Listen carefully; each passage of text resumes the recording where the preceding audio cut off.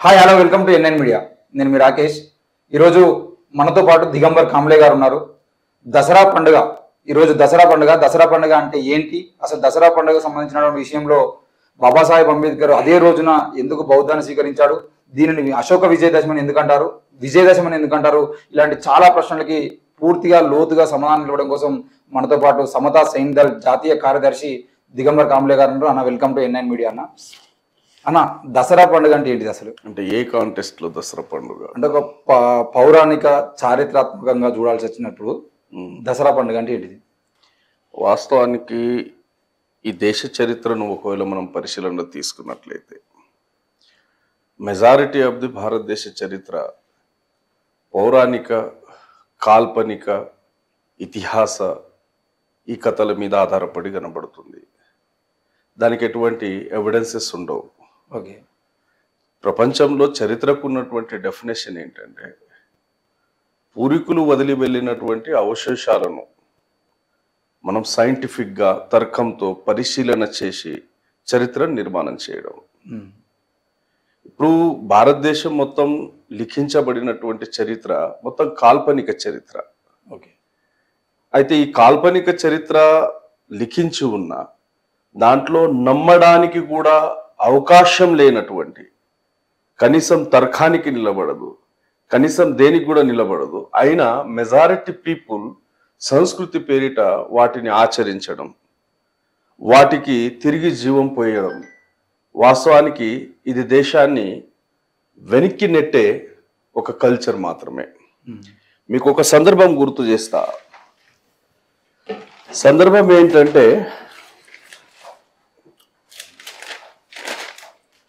1947 August 14 సందర్భంగా జవహర్లాల్ నెహ్రూ దేశ ప్రజల్ని ఉద్దేశించి మాట్లాడతాడు. మాట్లాడుతున్నప్పుడు చేసినటువంటి ఫస్ట్ కామెంట్ ఏంటంటే, నేడు మనకు బ్రిటిష్ వాళ్ళు వదిలేసి మనం స్వతంత్రాన్ని పొందుతున్నాము. ఈరోజు మనకు పండుగ రోజు, మనం మన దేశాన్ని పరిపాలించబోతున్నాము, మనల్ని మనమే పరిపాలించుకుంటాము. కాబట్టి మన ముద్దర ఉన్నటువంటి ఛాలెంజెస్ ఏమిటంటే పేదరికాన్ని, అజ్ఞానాన్ని, ఆరోగ్యాన్ని, అసమానతలను అంతమొందించే గురుతర బాధ్యత మన అందరి మీద ఉంది అని అంటున్నాడు. ఈ దేశానికి ఫస్ట్ ప్రైమ్ మినిస్టర్ ఏమంటున్నారంటే పేదరికం, అజ్ఞానం, అనారోగ్యం, దానితో పాటు అసమానతను అంతమొందించే గురుతర బాధ్యత ఈ దేశ పౌరులందరి మీద ఉంది అని అంటున్నాడు. ఆ రోజు నుండి నేటి వరకు అజ్ఞానానికి జీవం పోస్తూ వస్తుంది ఈ సమాజం. ఆ అజ్ఞానం పేరిట ఏ తర్కానికి నిలబడినటువంటి అనేక పౌరాణిక కథలను దృష్టిలో పెట్టుకొని అనేక రకాల పండుగలు జరుపుతున్నాం. దాంట్లో భాగంగానే దసరా పేరిట పండుగ జరగడం. ఈ దసరాకు సంస్కృత్ మీనింగ్ ఏంటంటే దశ అంటే 10, హర అంటే ఓడించడం. అంటే 10 తలకాయలు కలిగి ఉన్నటువంటి రావణుణ్ణి ఓడించిన లేదా అంతమొందించిన రోజు పండుగ అని అంటున్నాం. ఓకే, అయితే దసరా చుట్టూ సుమారుగా ఒక 3-4 రకాల కథలు అల్లి ఉన్నాయి. మొదటి కథ, రాముడు రావణుని మీద విజయం సాధించి రావణుణ్ణి అంతమొందించి సీతను తీసుకొచ్చిన రోజు. అదే నిజమని నమ్ముతున్నాం మేమైతే. అదే నిజమని నమ్ముతున్నాం. అయితే విషయానికి ఇప్పుడు మనము నెహ్రూ గారి మాటల్లోనే అజ్ఞానం అంటున్నాం. 10 తలలు ఉండడం ఏంటండి? 10 తలలు ఉండడం ఏంటి? ఇది నాన్సెన్స్ స్టోరీ కాదా? దాన్ని ఈ రోజు కూడా చదువుకున్న వాళ్ళు నమ్మడం ఏంటి? 10 తలలు ఉన్నటువంటి రావణుణ్ణి రాముడు అంతమొందించాడు. నేడు మనం ఆ 10 తలల్ని ఆదర్శంగా తీసుకొని ఆ 10 తలల బొమ్మలు పెట్టుకొని నేటికి రావణుని కాలుస్తూనే ఉన్నాము. ప్రతి సంవత్సరం కాలుస్తూనే ఉన్నాము. అవును, ఆ కాల్చడం చాలా వైభవంగా జరుగుతుంది. అవును, ఇందిరాగాంధీ ఇక్కడ కాల్చారు కదా. ఇక్కడ ఎంత పెద్ద అజ్ఞానం కనబడుతుంది. 10 తలలు ఉండడం ఏంటి అని ప్రశ్న నిలబడదా? వాస్తవానికి రామాయణంలో ఈ కథ ఉంది అనుకుంటే రామాయణం జరిగిన ఆధారాలు ఏమైనా ఉన్నాయా? అంటే గుడులు ఉన్నాయి. రావణుని చంపిన ఆధారాలు ఏమైనా ఉన్నాయా? రావణుడు జీవించి ఉన్నటువంటి ఆధారాలు ఏమైనా ఉన్నాయా? కొన్నిసార్లు శ్రీలంకలో గద బయటపడ్డది, లేదంటే రావణాసురుని అడుగులు బయటపడ్డాయి, ఈ చెప్పు రావణాసురుంది, లేకపోతే పలానా దగ్గర చీరలు. నేను అదే అంటున్నా, ఈ నాన్సెన్స్ స్టోరీలు కలెక్ట్ చేసి ప్రజలను నమ్మించడం కాదు. చరిత్రకు కావాల్సిందే ఆధారం. అది చారిత్రాత్మక ఆధారమా, పురావస్తు శాఖ ఆధారమా, భాషాపరమైన ఆధారమా, దేనిపరమైన ఆధారం, ఒక ఆధారం కావాలి. ఇప్పటి వరకు ఆధారం సబ్మిట్ కాలేదు. రామాయణం ఈ దేశంలో జరిగినట్టు ఇప్పటి వరకు రాముడు పరిపాలించిన ఆధారం దొరకలేదు, రావణుడు జీవించున్న ఆధారం దొరకలేదు. సరే, రామాయణం ఎప్పుడు జరిగింది? ఏ యుగంలో జరిగింది? త్రేతాయుగంలో జరిగింది. ఆ యుగం సమయం ఎంత? మీరు రాసినటువంటి పౌరాణిక కథలోనే త్రేతాయుగం యొక్క సమయం ఎంత వస్తుంది? 1,29,600 సంవత్సరాల క్రితం. నమ్మడానికి వీలుందండి ఇది? అంటే యుగాలు మారినాయి కదా. త్రేతాయుగం పోయి ద్వాపర యుగం, ద్వాపర యుగం తర్వాత ఇప్పుడు కలియుగం, ఇట్లా యుగాలు మారినాయి కదా. మనం ఈ కలియుగంలో 2000 సైన్స్ కు ఎవిడెన్స్ కు అంతు చిక్కకుండా మీరు 1,29,000 సంవత్సరాల క్రితం ఈ భూమండలం ఎలా ఉంది? ఒక 10,000 సంవత్సరాల క్రితమే ఇది అతి శీతల ప్రాంతాన్ని కలిగి ఉంది. 1,29,600 సంవత్సరాల క్రితం రామాయణం జరుగుతుందంటే ఆ రామాయణం జరిగిన 1500 సంవత్సరాలకు వాల్మీకి రామాయణం రాశాడంట. సరే, వాల్మీకి ఎవడు అనేది మనం మాట్లాడుతున్న క్రమంలో వాల్మీకి అసలు పేరేంటి, వాల్మీకి తండ్రి పేరేంటి, వాల్మీకి తల్లి పేరేంటి, ఏ ప్రాంతానికి చెందినవాడు, ఈ వాల్మీకి ఒక బీసీ శూద్ర కులానికి చెందినవాడు అని నమ్మించే ప్రయత్నం జరిగింది కదా. అది అసలు పేరు ఏంటి అనేది మనం పరిశీలనలోకి తీసుకుందాం. అయితే ఇదొక స్టోరీ అల్ముకొని ఉంది. రెండవ స్టోరీ ఏంటి మీరు చెప్పుకునేది? మహాభారతంలోని, అంటే ఇక్కడ రావణాసురునికి సంబంధించిన విషయంలో 10 తలలు ఉన్నాయంటారు. ఆ 10 తలలలో ఏ తలకి ఒకటి తలకు మాత్రమే మొండె ఉంటుంది, మిగతా తలలన్నీ దేనికి అటాచ్ కాకుండా ఓన్లీ తల మాత్రమే ఉంటుంది. ఈ మధ్య కాలంలో ప్రభాస్ హీరోగా నటించిన ఒక సినిమాలనేమో ఇలా 10 తలలు ఇలా కాకుండా చుట్టూ, అంటే ఒక తల చుట్టూ 10 తలలు పెట్టి కొత్తగా దాన్ని అంటే వేరే రకంగా మార్చిరు. ఆ రకంగా అంటే ఒక మనిషి ఇప్పుడు 2 తలల పాము ఉండడం కానీ, ఒక మనిషికి 2 తలలు రావడం కానీ, ఒకే మొండానికి 2 మనుషులు పుట్టడం కానీ జన్యుపరంగా కొన్ని లోపాల వల్ల పుడతా ఉంటారు. ఇలా 10 తలలతో పుట్టే అవకాశాలు జన్యుపరంగా ఉంటాయా?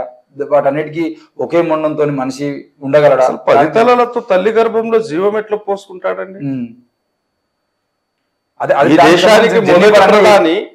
ఈ దేశానికి మొదటి ప్రధాని బ్రిటిష్ వాళ్ళతో పోరాటం చేసిన పోరాట యోధుడు జవహర్లాల్ నెహ్రూ అజ్ఞానాన్ని పోగొట్టే గురుతర బాధ్యత ఈ దేశ పౌరుల మీద ఉంది అని మనకు బాధ్యత ఇస్తున్నప్పుడు ఇదా మన బాధ్యత? ఆ రోజు లిటరసీ లేదు, నమ్మాము. సరే, నమ్మాము. త్రేతాయుగం అంటే 1,29,600 సంవత్సరాల క్రితం జరిగిందంటే మీరు దసరా ఎప్పటి నుండి జరుపుతున్నారు? ఇది కూడా క్వశ్చన్ కావాలి. దసరా మొట్టమొదటగా జరిపింది ఎక్కడ అంటే బిలాస్పూర్ లో 1953లో మొట్టమొదటగా జరిగింది. అంటే అంతకుముందు రామాయణం చరిత్ర లేదన్నట్ట ఈ దేశంలో ఉంది. కానీ దీన్ని ఒక పండుగ అంటే అప్పటికి అందరూ ఇన్ కేసు నీ చరిత్ర ఆ టైంది అంటే ప్రజల్లో రామాయణం రకరకాల కథల రూపంలో కొనసాగుతుందన్నప్పుడు ఆ ఫెస్టివల్ అనేది జరుగుతూ ఉండాలి కదా. 1953లో బిలాస్పూర్ లో రైల్వే కార్మికులు జరిపినటువంటి పండుగ, మొట్టమొదటి పండుగ 20 ఫీట్ల రావణుని స్టాచ్యూను తయారు చేసుకొని అక్కడ దహనం చేసిండ్రు. అంటే దానికంటే ముందు ఈ ఫెస్టివల్ లేదని అర్థం కదా. అంటే ఫెస్టివల్ ఇళ్లలో జరుపుకున్న ఫెస్టివల్ వీళ్ళు బహిరంగంగా బయట జరిపారు. అది మూకుమ్మడిగా జరిపేటువంటి ఇళ్లలో జరిపిన ఆధారాలు కూడా ఏం కనవడు కదా. అంటే ఇప్పుడు కూడా చాలా మంది ఇప్పుడు రావణాసుర వధ జరుగుతుంది అనుకోండి, లేదంటే దుర్గామాతను పెడుతున్నారు. అవి వాడలో ఒకటో లేకపోతే ఊర్లో ఒకటో పెడుతున్నారు. మిగతా వాళ్ళందరూ ఇళ్ళని దుర్గామాతకు రాకండి, అది మూడవ కథ, అది చెప్తాను. ఓకే, ఇది రామాయణంకి సంబంధించింది. 1953లో మొదటగా బిలాస్పూర్ ఛత్తీస్గఢ్ ఆ ప్రాంతంలో స్టార్ట్ అయింది. దాని తర్వాత ఆర్ఎస్ఎస్ దీన్ని టేక్ ఓవర్ చేసుకొని నాగ్పూర్లో ఆర్ఎస్ఎస్ కేంద్ర కార్యాలయం వద్ద దీని పెద్ద ఫెస్టివల్ గా జరపడం ఆనవాయితీగా మారుతూ వచ్చింది. దానికంటే ముందు ఈ దేశంలో దసరా పండుగ జరిపినట్టు, విజయదశమి జరిపినట్టు ఎక్కడ ఆధారం లేదు. ఈ దేశానికి బ్రిటిష్ వాళ్ళు, హునులు, డచ్ వాళ్ళు, ఫ్రెంచ్ వాళ్ళు, మంగోలియన్లు వాళ్ళు రాకంటే ముందు ఈ దేశంలో అనేక వేల బౌద్ధ విద్యాలయాలు ఉన్నాయి. ఆ బౌద్ధ విద్యాలయాలకు బయట దేశాల నుండి చదువుకోవడానికి వచ్చినటువంటి చాలా మంది విద్యార్థులు చదువు పూర్తయిన తర్వాత వాళ్ళ దేశాలకు తిరిగి వెళ్ళారు. ఈ దేశం నుండి తిరిగి వెళ్ళిన తర్వాత ఈ దేశంలో వాళ్ళు ఉన్నటువంటి కాలము, ఆ కాలంలో వాళ్ళు చూసినటువంటి మానవ సమాజము, ఆ కాలంలో ఉన్నటువంటి చరిత్ర మొత్తం ఆధారాలతో సహా వాళ్ళు లిఖించారు. వాళ్ళు రాసినటువంటి ఏ గ్రంథంలో కూడా ఇక్కడ దసరా అనే ఫెస్టివల్ ప్రజలు జరుపుతారని ఇక్కడ రాయలేదు. ఇక్కడ విజయదశమి అనే ఫెస్టివల్ ఉంటుందని వాళ్ళు రాయలేదు. ఇక్కడ రామాయణ అనే ఒక గ్రంథం ఉన్నది వాళ్ళు ఎక్కడ నోట్ చేసుకోలేదు. దాని అర్థం ఏంటి? ఆ విదేశీ విద్యార్థులకు సమాజంలో సంస్కృతి పరంగా అది ఎక్కడ కూడా కానరాలేదు కాబట్టి రాయలేదు. కనబడితే కదా రాయడానికి. అంటే వాళ్ళు విశ్వవిద్యాలయాలకు చదువుకున్న విద్యార్థులు కదా, ఆ యూనివర్సిటీలో ఉన్నటువంటి కల్చర్కి సంబంధించినవి లేకపోతే చదువుకున్నటువంటి విషయాల్లో వాళ్ళు నేర్చుకున్న విషయాలని రాసిరు కావచ్చు. బయటికి వచ్చి ఊరూరు తిరగలేదు అనేది తప్పు. వాళ్ళు ఏ ప్రాంతంలో తిరిగిండ్రు, దాని ఆధారం ఏంటి, అది ఏ దిశ వైపు ఉంది, ఉత్తరం వైపు ఉందా, పశ్చిమ వైపు ఉందా, ఏ సిట్టు నుండి ఎంత మీటర్ల దూరం ఉంది, అంతా ఇన్ డీటెయిల్ గా రాశారు వాళ్ళు. అక్కడ ఉన్నటువంటి చిహ్నాలతో సహా ఇన్ డీటెయిల్ గా వాళ్ళు రాశారు. తిరిగినటువంటి ప్రాంతం హుయాన్ సాంగ్ నలందలోనే చదువుకున్నాడు అనుకుంటే హుయాన్ సాంగ్ మన నాగార్జున కొండ కూడా వచ్చాడు. నలందకు నాగార్జున సాగర్ కు 1000 కిలోమీటర్ల డిస్టెన్స్ ఉంటుంది దాదాపు. నలంద ఎక్కడుంది? బీహార్ లో ఉంది. నాగార్జున కొండ ఎక్కడుంది? తెలంగాణలో ఇక్కడ ఉంది. నాగార్జున సాగర్ లో కూడా వచ్చాడు. నాగార్జున సాగర్ వచ్చే పాయాన్ కూడా, పాయాన్ నాగార్జున సాగర్ విజిట్ చేశాడు 4th సెంచరీలో. ఆయన నోట్ చేసుకున్నాను, నేను నాగార్జున సాగర్ పాయాన్ నేమ్ నోట్ చేసుకున్నాడంటే నేను నాగార్జున సాగర్ ను విజిట్ చేసినప్పుడు నాగార్జున సాగర్ లో సుమారుగా 7 అంతస్తుల భవనం ఉంది, 500 గదులు ఉన్నాయని రాసుకున్నాడు ఆయన. అదొక యూనివర్సిటీ అని రాసుకున్నాడు. రస విజ్ఞానాన్ని బోధించే ఒక ప్రఖ్యాత విద్యాలయము. ఈ యూనివర్సిటీలో కొరియా నుండి, శ్రీలంక నుండి, చైనా నుండి అనేక మంది విద్యార్థులు ఇక్కడ విద్యాభ్యాసం చేస్తున్నారని 4th సెంచరీలో రాస్తున్నాడు. పాయాన్ చైనా నుండి డైరెక్ట్ నాగార్జున కొండకు ఊడిపడలేదు కదా, దేశమంతా తిరుగుతూనే వచ్చాడు కదా. ఇక్కడ నుండి ఆయన కాలిబాటన శ్రీలంక వెళ్ళి శ్రీలంక నుండి చైనాకి వెళ్ళిపోయాడు ఆయన. నేను ఆ సందర్భం చెప్తున్నా. అంటే రామాయణానికి సంబంధించినటువంటి ఏ చారిత్రాత్మక ఆధారం లేదా ఏ పురావస్తు శాఖ ఆధారం నేటి వరకు ఎక్కడ కనుగొబడలేదు. దాని మీనింగ్ అది కాల్పనిక కథ మాత్రమే, అది జరగలేదు అని స్పష్టంగా అర్థమవుతుంది. ఇక రెండవ కథలో వద్దాం. మహాభారతంలో పాండవులు వనవాసానికి వెళ్ళినప్పుడు వాళ్ళ దగ్గర ఉన్నటువంటి ఆయుధాలను ఒక చెట్టు మీద కట్టేశారు. వనవాసం పూర్తయిన తర్వాత ఆ చెట్టు మీద కట్టేసేటప్పుడు అది పూర్తి స్థాయిలో పాముగా మారింది, ఒక సర్పంగా పెద్ద సర్పంగా మారింది. వాళ్ళు వనవాసం కంప్లీట్ అయిన తర్వాత ఆ చెట్టు దగ్గర వచ్చేసి వాళ్ళ ఆయుధాలను తిరిగి స్వాధీనం చేసుకొని కౌరవులతో యుద్ధం చేసుకొని కౌరవులను అంతమొందించి విజయాన్ని సాధించిండ్రు. కాబట్టి విజయ ఉత్సవం అంటున్నాం. ఇది మహాభారతంలో ఉన్న సంఘటన. మన తెలంగాణ, ఆంధ్రప్రదేశ్ ఈ రీజియన్ లో ఆ రోజు జమ్మి చెట్టు అని తీసుకుంటాం.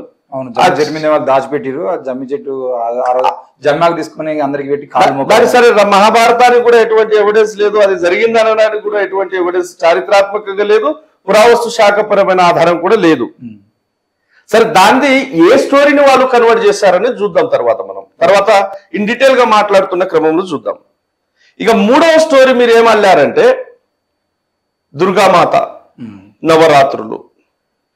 నవరాత్రుల్లో 3 రోజులు పార్వతీదేవిని, 3 రోజులు లక్ష్మీదేవిని, 3 రోజులు సరస్వతి దేవిని 9 రాత్రులు పూజలు చేసి 10వ రోజు విజయోత్సవ సభను జరుపుతున్నారు. సరే, దుర్గాదేవిని, దుర్గామాతను శక్తి స్వరూపిణి అంటున్నాం. దుర్గాదేవి యొక్క స్టోరీని ఏం రాశారు మీ కాల్పనిక కథలో? మహిషాసుర అనే రాజును వధించింది. ఎవరు మహిషాసురుడు? మహిషాసురుడు అనే రాజు ఏ రాజు? అసుర రాజు, రాక్షస రాజు. ఆ రాక్షస రాజు అనేక వేల సంవత్సరాల తపస్సు చేసి, వేల సంవత్సరాలు వాడు రాసుకున్నాడు, వేల సంవత్సరాలు తపస్సు చేసి, ఎవరికి? బ్రహ్మదేవుడికి తపస్సు చేసి, అప్పుడు ఆ తపస్సుకు బ్రహ్మదేవుడు ప్రత్యక్షమయ్యాడు. ప్రత్యక్షమైనటువంటి బ్రహ్మదేవుడు వరం కోరుమంటే మహిషాసురుడు నేను ఎవరి చేతిలో చావకూడదు, అది వరం నాకు ఇవ్వమంటాడు. అప్పుడు బ్రహ్మదేవుడు అంటే ఏమంటాడంటే, ఇది ప్రకృతికి విరుద్ధము, పుట్టినోడు సావక గిట్టడు, ఖచ్చితంగా సావాల్సిందే, కాబట్టి ఇది కాకుండా ఇంకో వరం అడుగు అంటాడు. అప్పుడు మహిషాసురుడు ఏమంటాడంటే, నా దృష్టిలో స్త్రీ అనేది అబల, నా దృష్టిలో స్త్రీ అనేది అబల, కాబట్టి నాకు స్త్రీ నుండి ఎటువంటి హాని లేదు, నేను ఏ పురుషుని చేత హత్యకు లోను కాకూడదు, వాడి చేతిలో చావకూడదు, ఈ వరం ఇవ్వమంటాడు. సరే అని బ్రహ్మదేవుడు అతనికి వరం ఇస్తాడు. వరం ఇచ్చిన తర్వాత ఆ వరం సహాయంతో మహిషాసురుడు అన్ని రాజ్యాల మీద దండయాత్ర చేస్తూ ఉంటాడు. దండయాత్ర చేస్తున్న క్రమంలో దేవతల రాజ్యం మీద పోయిండు, దండయాత్ర చేసుకున్నాడు, దేవతల రాజ్యాన్ని కైవసం చేసుకున్నాడు. దేవతల రాజు ఎవరు? ఇంద్రుడు. ఇంద్రుడు అక్కడ నుండి పారిపోయి పరిగెత్తుకుంటా దేవతల దగ్గర వెళ్ళాడు, కైలాసానికి వెళ్ళాడు. ముగ్గురు దేవతలకు పోయి ప్రశ్నించాడు, అతను దేవతల రాజ్యాన్ని జయించాడు, చాలా క్రూరంగా ప్రవర్తిస్తున్నాడు, మమ్మల్ని వారి నుండి రక్షించండి అని ఇంద్రుడు బ్రహ్మ, విష్ణు, మహేశ్వరుణ్ణి వేడుకుంటే, అప్పుడు ఇంద్రుడు చెప్తున్న దానికి కోపానికి లోనైనటువంటి ఆ త్రిమూర్తులు, వాళ్ళ కోపం నుండి ఒక జ్వాల నిర్మాణమైంది, ఆ జ్వాల నుండి ఒక శక్తి నిర్మాణమైంది, ఆ శక్తి నిర్మాణం నుండి శక్తి స్వరూపుని జనించింది, ఆమెను దుర్గామాత అని అంటున్నాం. ఈ దుర్గామాత మహిషాసుర రాజ్యం మీద దండయాత్ర చేసుకొని మహిషాసురుని సైన్యంలో ముందుగా ఎవడాడు? ఉదద్రుడిని చంపింది, దాని తర్వాత మహహనుని చంపింది, దాని తర్వాత అశిలోముడిని చంపింది, దాని తర్వాత బిలాడులను చంపింది. ఈ విధంగా మహిషాసురు సైన్యంలోని ఈ సైనికులను చంపిన తర్వాత చివరి రోజు మహిషాసురుని చంపింది. ఈ మహిషాసురుని చంపింది కాబట్టి అక్కడ నుండి ఫెస్టివల్ స్టార్ట్ అయింది అని మనం చెప్తున్నాం. వాస్తవానికి ఈ చరిత్రను కూడా మనం పరిశీలన తీసుకున్నట్లయితే మహిషాసురుడు ఆ ప్రాంతంలో ఈ ఫెస్టివల్ ఎప్పుడు ఎస్టాబ్లిష్ అవుతుందని మనం చూస్తే దాదాపు 1610 శ్రీరంగపట్నంలో వడియార్ రాజా ఈయన ఈ ఫెస్టివల్ జరుపుతున్నాడు. అంటే 1610 కంటే ముందు ఈ ఫెస్టివల్ జరిగినట్టు ఎక్కడ కూడా ఆధారం లేదు. దీనికి సంబంధించిన ఎవిడెన్స్ ఉంది, 1610 నుండి ఈ ఫెస్టివల్ స్టార్ట్ అయింది. వాస్తవానికి మీరు కల్చరల్లీ తీసుకొస్తున్నటువంటి ఈ దుర్గాదేవి నవరాత్రులు పూజలు ఏదైతే పూజలు ఇది చూస్తున్నారో అవి ఏ తర్కానికి నిలబడవు, ఏ ఎవిడెన్స్ కు నిలబడవు. అది ఒక కల్చరల్ కౌంటర్ రివల్యూషన్ గా నేను భావిస్తాను దాన్ని. అంటే ఏ కల్చరల్ కి కౌంటర్ రివల్యూషన్ అంటారు, అదే చెప్తున్నాను. ఇక్కడ మనం చెప్తూ వస్తే ఇది 3 రకాల సందర్భాలతోటి ఈ దేశంలో దసరా లేదా విజయదశమి పండుగ జరుగుతుంది. ఈ 3 రకాల కథల చుట్టూ మాత్రమే ఈ పండుగలు జరుగుతున్నాయి. మెజారిటీ ఆఫ్ ది ప్రజలు ఈ 3 కథల్ని దృష్టిలో పెట్టుకొని ఈ ఫెస్టివల్ జరుపుతూ వచ్చారు. వాస్తవానికి ఇక్కడ బౌద్ధం మీద వైదిక బ్రాహ్మణ ధర్మం ఎప్పుడైతే అటాక్ చేసిందో ఆ బౌద్ధ సాహిత్యంలోని అనేక సందర్భాలను తీసుకొని దానికి పురాణ కథలను, ఇతిహాస కథలను జోడించి, కాల్పనిక కథలను జోడించి ఒక స్టోరీని తయారు చేసింది. ఇక్కడ వాస్తవం ఏం జరిగింది, చరిత్రలో మనం పరిశీలనకు వెళ్ళినట్లయితే మౌర్యుల చివరి రాజు బృహదత్తుణ్ణి అంతమొందించాడు. చంద్రగుప్తుని నుండి బృహదత్తుని వరకు వాళ్ళు మౌర్య వంశము సుమారు 10 మంది రాజులు. వాళ్ళు 10 మంది రాజులు సుమారుగా 137 సంవత్సరాలు పరిపాలించారు. వాళ్ళు 137 సంవత్సరాలు పరిపాలించిన ఈ 10 మంది రాజుల్లో చంద్రగుప్త మౌర్య మొదటి వాడైతే, దాని తర్వాత బిందుసార, అశోక, కునాల, దశరథ, సంప్రతి, దాని తర్వాత శాలిశుక, దేవవర్మన్, శతవర్ధన్, అదేవిధంగా బృహదత్త. వీళ్ళు 10 మంది మౌర్య రాజులను 10 వంశాల పాలనను అంతమొందించుడు కాబట్టి దశరా అని అన్నాడు. అర్థం దసరా అంటే అంటే 10 తలలు, హర అంటే అంతమొందించాడు. అంటే ఈ 10 వంశాల మౌర్య వంశ పాలనను అంతమొందించాము కాబట్టి వాళ్ళు ఒక శరీరానికి 10 తలకాయలు పెట్టుకొని ఈ 10 మంది రాజుల తలలు ఊహించుకొని దాన్ని తగలబెట్టడం ఆచారంగా తీసుకొచ్చారు. అంటే మౌర్య వంశాన్ని అంతం చేసి తీసుకొచ్చినటువంటి పండుగ ఇది. అంటే బౌద్ధ చరిత్రలో అది దొరుకుతుంది. ఇక అదే రోజు విజయదశమి జరపడానికి బౌద్ధ సాహిత్యంలో బోలెడన్ని ఆధారాలు ఉన్నాయి. అంటే ఇప్పుడు మీరు చెప్తున్నటువంటి ఈ దసరాలో 10 మందిని చంపిరన్నదానికి అంటే దానికి చారిత్రక ఆధారాలు లేదంటారు కదా, దీనికి ఏ చారిత్రక ఆధారాలు ఉన్నాయి? ఇస్తాను. మౌర్య వంశం పరిపాలించిన ఆధారం ఉంది. చంద్రగుప్త మౌర్య పరిపాలించిన శిలాశాసనం జునాగఢ్లో లభించింది. దాని తర్వాత ఈ 10 మంది రాజులు పరిపాలించిన ప్రతి ఆధారం ఆర్కియాలజీలో ఉంది. ఆర్కియాలజికల్ తవ్వకాల కంటే ముందు ఈ ఆధారాలను సైతం మీరు మూఢనమ్మకాలతో జోడించి ఆ క్యారెక్టర్స్ ను మీరు బద్నాం చేసే ప్రయత్నం చేసిండ్రు చరిత్రలో. దాంట్లో అశోక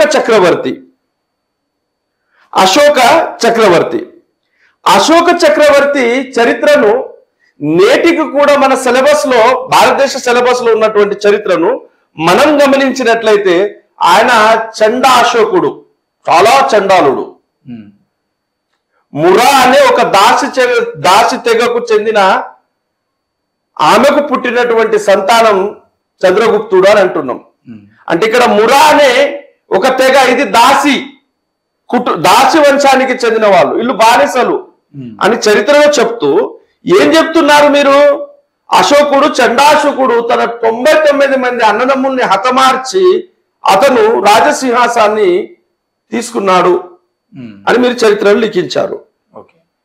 సరే, మీరు ఈ కాల్పనిక చరిత్ర రాశారు, ఈ రోజు కూడా సిలబస్ లో అదే అవైలబుల్ ఉంది. కానీ వాస్తవానికి అశోకుని చరిత్ర మీరు తూడిపేయలేకపోయినరు.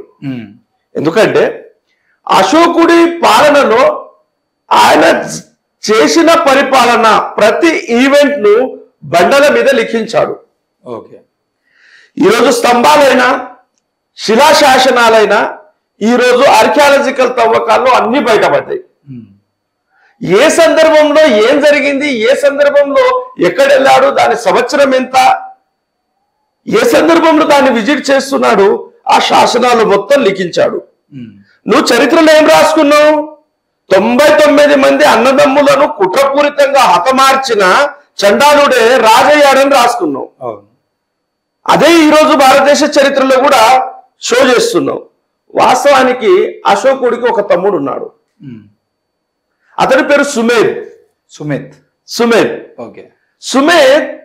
బౌద్ధ భిక్షువుగా మారి పాటలిపుత్రు నుండి చాలా దూరం రాజగిరి పర్వతం దగ్గర అక్కడ తపస్సు చేస్తున్నాడు. రాజు అతని దగ్గర వెళ్ళేసి సందర్భంలో అడుగుతాడు, సరే నువ్వు భిక్షువుగా ఉన్నా పర్వాలేదు, కనీసం నా రాజ్యానికి రా,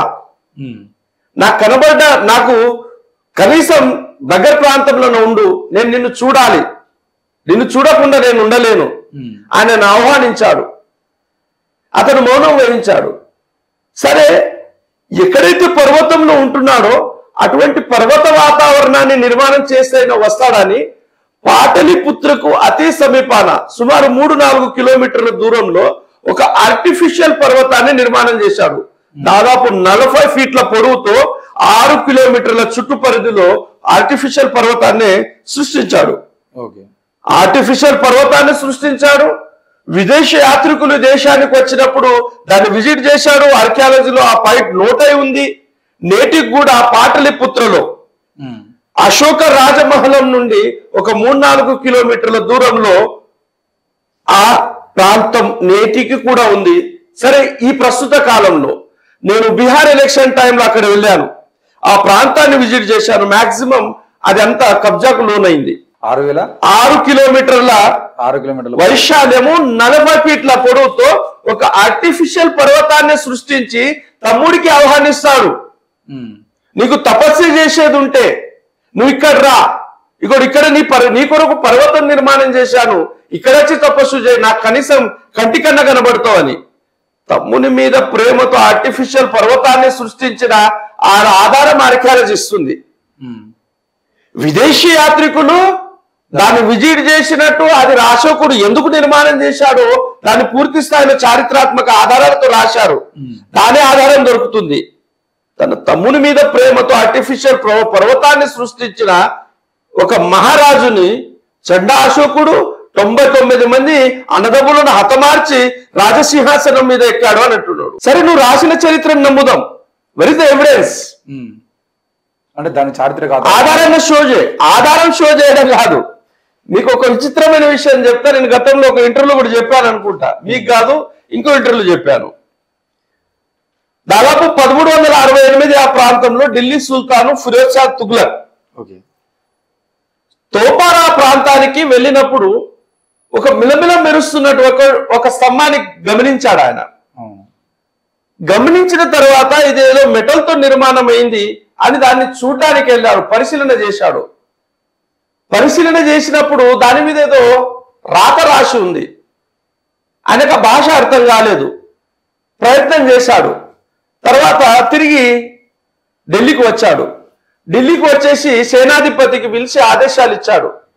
ఆ టోపారా ప్రాంతంలో ఉన్నటువంటి ఆ స్తూపాన్ని పెకిలించి ఢిల్లీకి తీసుకురండి. విషయం ఏమిటంటే దాని మీద ఉన్న ఏ అక్షరానికి కూడా ప్రమాదం జరగకూడదు. ఏ అక్షరం కూడా ఇది కాకుండా జాగ్రత్తలు తీసుకోండి అంటే అప్పుడు సేనాధిపతి సుమారు 8500 మంది సైనికులను తీసుకొని టోపారా ప్రాంతానికి వెళ్ళి ఆ స్తూపాన్ని మొత్తాన్ని పెకిలించి దాని చుట్టూ అంత దూదిని వలయంగా చేర్చి దాన్ని మోసుకొచ్చారు ఢిల్లీకి. నేడు ఢిల్లీలో అది ఉంది. రీసెంట్లీ నేను ఢిల్లీకి వెళ్ళినప్పుడు Delhi social welfare minister Rajendra Pal Gautam గారితో కలిసి దాని విజిట్ కూడా చేశాను నేను. టోపారా ప్రాంతం నుండి ఢిల్లీలో తీసుకొచ్చిన తర్వాత ఈ దేశంలో అప్పుడు చదువుకున్నటువంటి వాళ్ళు బ్రాహ్మణ పండితులే. మిగతా వాళ్ళకు చదువుకునే అర్హత లేదు. వాళ్ళను పండితులకు పిలిపించి గ్రూప్ వైజ్ గా పిలిపించి దీంట్లో ఏం రాసి ఉందో చెప్పండి అని అన్నాడు. ఒక్కొక్క పండితుడు ఒక్కొక్క అంశం చెప్తూ వస్తే రకరకాల పండితులు రకరకాల ఇన్ఫర్మేషన్ దాని మీద ఇస్తా ఉంటే ఫిరోజ్ షా తుగ్లక్ అర్థమైన విషయం ఏమిటంటే ఈ పండితులకు ఈ భాష మాత్రం రాదు. వస్తే అందరూ ఒకే రకమైన సమాధానం ఇచ్చేవాళ్ళు, ఇట్లా డిఫరెంట్ గా సమాధానం ఇచ్చేవారు కాదు అని అన్నాడు. ఆ విషయం అలానే మరుగున పడింది. దాని తర్వాత అక్బర్ బాద్షా ప్రయత్నం చేశాడు. ఆయన కూడా పండితులను పిలిపించుకొని దాన్ని చదివించే ప్రయత్నం చేశాడు. ఎవరు చదవలేదు. అక్బర్ కూడా అర్థమైంది ఏంటంటే ఈ భాష ఎవరికి రాదు అనేది అర్థమైంది. అది ఆయనకు అర్థమైంది. ఆ విషయం అలానే మరుగున పడింది. దాని తర్వాత ఎప్పుడంటే 1786లో సర్ విలియం జోన్స్, ఇది ఎవడంటే Bengal president supreme court judge. Bengal presidency supreme court judge ఈ స్తూపాన్ని చూసిన తర్వాత ఇదేదో ఉంది, దీని మీద రాసి ఉంది, దీన్ని తెలుసుకోవాలని ఒక ప్రయత్నం చేశాడు. ప్రయత్నం చేసుకున్న తర్వాత దాని పాండులిపిని తయారు చేసుకొని, అంటే దాని జిరాక్స్ కాపీ అన్నట్టు నేటికి, దాని పాండులిపిని తయారు చేసుకొని దేశమంతా తిరుగుతున్నాడు. ఎవరో ఒకడు సజెస్ట్ చేశాడు, ఇక్కడైతే దీన్ని చదివేవాడు దొరకకపోవచ్చు కానీ వారణాసిలో బ్రాహ్మణ పండితులు ఉన్నారు, వాళ్ళు చదవచ్చు అని అక్కడ వెళ్తే సరిపోతుంది. అప్పుడు ఆయన వారణాసికి వెళ్ళాడు. వారణాసికి వెళ్ళి అనేక బ్రాహ్మణ పండితులతో కలిస్తే ఎవరు సమాధానం ఇయ్యలే. కానీ ఒక్క బ్రాహ్మణ పండితుడు అతన్ని నమ్మించే ప్రయత్నం చేశాడు. ఇది ఏం కాదు, ఇది భీముని గధ, ఇది భీముని గధ, దీని మీద యుధిష్ఠిరు యొక్క గుప్త విన్యాసం రాసి ఉంది అని నమ్మించాడు.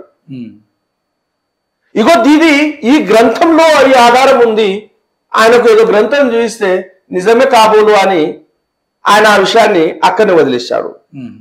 యుధిష్ఠిరుని గుప్త విన్యాసం ఏంటి? ఆ గుప్త విన్యాసం అంటే ఆయనకు తెలియదు. మళ్ళా భీముని గద అంటే చెప్పేసిండు, అది భీముని గద అంట.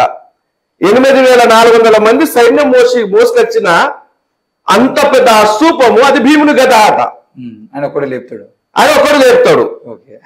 అదే అట్లా నిర్మించే ప్రయత్నం చేశాడు. అది అలానే ఉండిపోయింది. కరెక్ట్ అక్కడ నుండి ఒక 50 సంవత్సరాల తర్వాత 1836 సంవత్సరంలో జేమ్స్ ప్రిన్సెప్ అనే ఒక బ్రిటిష్ అధికారి, ఆయన దీన్ని చదువుతా అని ప్రయత్నం చేస్తున్నాడు.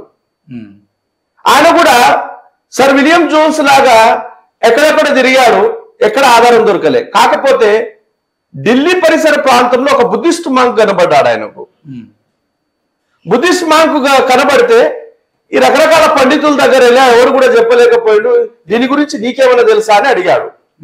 అయితే బుద్ధిస్ట్ మాంక్ ఏం సజెస్ట్ చేశాడంటే, దీన్ని నేనైతే చదవలేను, ఈ భాష నాకు రాదు, కానీ ఈ భాష చదివే వాళ్ళు ఎవరైతే ఉన్నారో, ఈ స్క్రిప్ట్ చదివే వాళ్ళైతే ఎవరున్నారో వాళ్ళు శ్రీలంకలో దొరుకుతారు, నువ్వు శ్రీలంక వెళ్ళు అని సజెస్ట్ చేస్తాడు.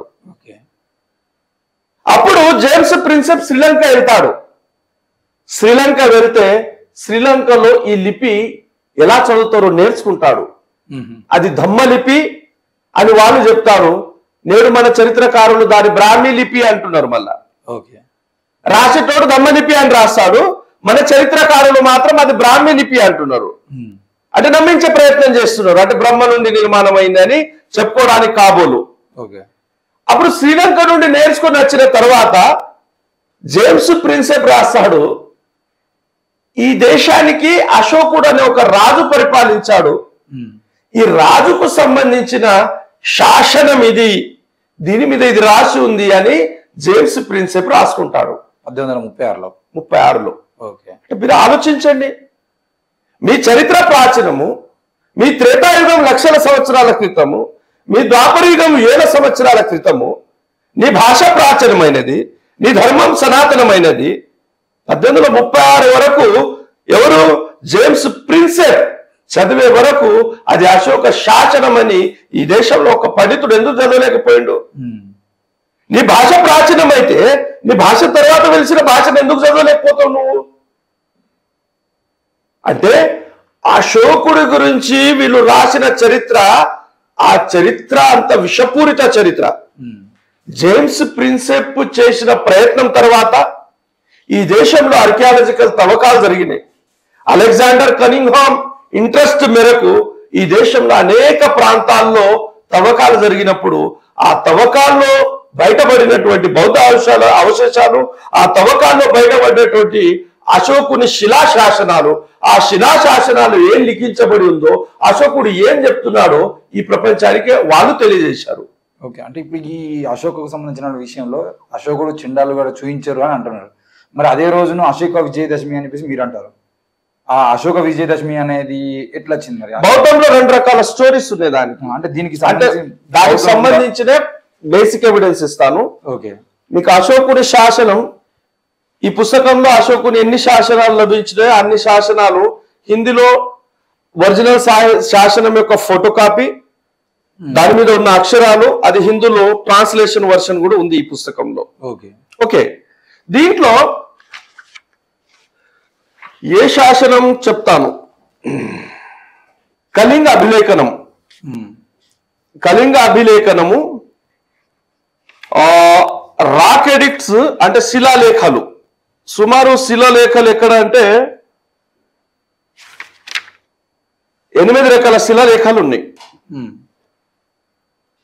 గుజరాత్ సౌరాష్ట్రకు సంబంధించింది జూనాగఢ్ కు దగ్గర, ఆంధ్రప్రదేశ్ కర్నూలు దగ్గర ఎర్రగుడి దగ్గర ఒక శాసనం ఉంది, ఉత్తరప్రదేశ్ దెహ్రాదూన్ దగ్గర కాల్సి అనే ప్రదేశం దగ్గర ఉంది. మహారాష్ట్ర ఠానే దగ్గర సోపార దగ్గర శాసనం ఉంది. ఒడిశా దౌలి దగ్గర ఒక శాసనం ఉంది. ఒడిశా జౌగర్ దగ్గర ఒక శాసనం ఉంది. పాకిస్తాన్ హజారా మానసోహర్ ఈ ప్రాంతంలో ఒక శాసనం ఉంది. పాకిస్తాన్ పేషావర్ షహబాజ్ గడి అనే ప్రాంతంలో ఈ శాసనం ఉంది. దాని తర్వాత లఘు శిలాలేఖాలు, minor rock edicts. Minor rock edicts మొత్తం 16. ఈ 16 దాదాపు 16 రకాల శాసనాలు, లఘు శాసనాలు ఏ ప్రాంతంలో ఉన్నాయంటే రూప్నాథ్ జబల్పూర్ మధ్యప్రదేశ్, దతియా మధ్యప్రదేశ్ జిల్లా, జైపూర్ రాజస్థాన్ జిల్లా, షహబాద్ బీహార్ జిల్లా, మిర్జాపూర్ ఉత్తరప్రదేశ్, అదేవిధంగా కర్నూలు ఆంధ్రప్రదేశ్. అది ఏమంటే రాజుల్ మండగిరి, ఎర్రగుడి. రాజుల్ మండగిరి దగ్గర శాసనం ఉంది, అశోక్ ఉంది. ఎర్రగుడి దగ్గర శాసనం ఉంది. రాయ్పూర్ కర్ణాటక దగ్గర మార్కి అనే ఒక శాసనం ఉంది. బ్రహ్మగిరి పర్వతం, బ్రహ్మగిరి జిల్లా, చిత్తల్దుర్గ్ కర్ణాటకలో ఒక శాసనం ఉంది. దాని తర్వాత సిద్ధపూర్, బ్రహ్మగిరికి దగ్గర సిద్ధపూర్ లో ఒక శాసనం ఉంది. జటింగ్ రామేశ్వరం బ్రహ్మగిరికి దగ్గర ఒక శాసనం ఉంది. అదేవిధంగా గదగ్ కోయక్బల్ కర్ణాటకలో ఒక శాసనం ఉంది. ఇంకోటి మధ్యప్రదేశ్ లో ఒక శాసనం ఉంది. సౌత్పూర్ దగ్గర కైమూర్ పహాడి దగ్గర ఒక శాసనం ఉంది. ఈస్ట్ ఆఫ్ కైలాస్ సంత్ నగర్ దగ్గర న్యూఢిల్లీలో ఒక శాసనం ఉంది. ఇక లఘు శాసనాలు 16 రకాల శాసనాలు దొరికినాయి, దానికి సంబంధించిన ఎవిడెన్సెస్. అదేవిధంగా 7 పిల్లర్ ఎడిక్ట్స్. ఇప్పుడు స్తంభం అన్నాను కదా, పిల్లర్, అవి 7 రకాలు ఉన్నాయి. ఆ 7 రకాలు కౌశంబి స్తంభలేఖనం 1, దెహ్లీ మెరట్ స్తంభలేఖనం 1, లౌరియా అర్రా స్తంభలేఖనం 1, రాంపురావా స్తంభ లేఖనం 1, దెహ్లీ టోపారా స్తంభ లేఖ 1. ఇప్పుడే చెప్పారు టోపారా సందర్భం. ఈ టోపారా సందర్భం 1. లఘు స్తంభ లేఖలో ఎక్కడెక్కడ ఏమేమి ఉన్నాయి దాని మీద పూర్తి స్థాయిలో ఎవిడెన్స్ ఉన్నాయి. దీంట్లో ఒక ఎవిడెన్స్ చాలా క్లియర్ గా ఎక్కడుందంటే కళింగ యుద్ధాన్ని జయించిన అనంతరము సుమారు 1,50,000 మంది సైనికులు చనిపోతే లక్షల మందికి గాయమైంది. చాలా పెద్ద రక్తపాతం జరిగింది. ఆ రక్తపాతం జరిగినప్పుడు అశోకుడు దాన్ని చలించిపోయి రాజ్య విస్తరణ కొరకు చేసేటటువంటి ఈ యుద్ధాలు నేను ఇక్కడ నుండి చెయ్యను. ఇక్కడ చాలా మంది బౌద్ధులు కూడా ఒక కన్ఫ్యూజన్ ఏముంటారంటే ఆ రోజు యుద్ధాన్ని వీడి బౌద్ధం స్వీకరించిన రోజు అని అంటున్నారు. అశోకుడా అంటున్నారు. వాస్తవానికి అశోకుని తాతనే బుద్ధిస్ట్. చంద్రగుప్త మౌర్య బుద్ధిస్ట్ అన్నట్టు మొగస్తాని చాలా క్లియర్ గా రాస్తున్నాడు. గ్రీకు రాయబారి చంద్రగుప్తుని దగ్గర ఉన్నాడు. ఇక్కడ ఈయన బౌద్ధం కొత్తగా స్వీకరించేది ఏముంది? వాళ్ళ కుటుంబ సభ్యులు బుద్ధిస్టులు. బౌద్ధులు ఏమంటున్నారంటే, బౌద్ధులు కూడా ఏమంటున్నారు, యుద్ధాన్ని వీడి బౌద్ధాన్ని స్వీకరించిన రోజు అంటున్నారు. రాజ్య విస్తరణ కొరకు చేసేటటువంటి యుద్ధం వల్ల ఇంత ప్రాణ నష్టం జరిగింది, ఇంత రక్తపాతం జరిగింది. ఇక నుండి నేను యుద్ధం చేయను, ఇక నుండి నేను యుద్ధం చేయను. ధమ్మ జీవన విధానమే గొప్ప జీవన విధానము, ధమ్మ విజయమే గొప్ప విజయము అని అశోకుడు తన గురువు మొగలిపుత్త తిస్ ఆధ్వర్యంలో ఉపగుప్తుని ద్వారా ఆ యుద్ధంలో వాడినటువంటి అన్ని ఆయుధాలను శుభ్రంగా నీటితో కడిగి అతని పాదాల వద్ద ఆయుధాలను సమర్పించి ధమ్మ విజయమే అన్నిటికంటే పెద్ద విజయం అని ప్రకటన చేసిన రోజు అది. ఓకే, అంటే అక్కడ మహాభారతంలో వాళ్ళందరూ పాండవులందరూ తీసుకుపోయి ఆయుధాలను వదిలేసిన రోజే ఇది, వదిలేసిన రోజును ఆయుధాలు పాండవుల ఆయుధాలు తీసుకొని యుద్ధం చేసి కౌరవులను జయించిన రోజు అది.